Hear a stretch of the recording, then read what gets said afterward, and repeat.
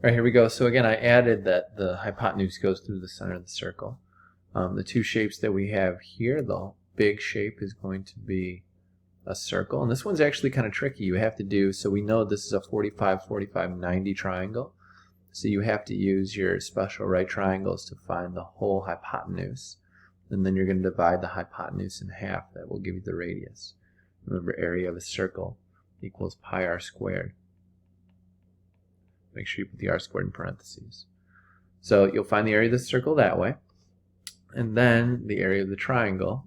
That one's actually simple to do. We know the sides are 12 and 12. Area equals 1/2 base times height.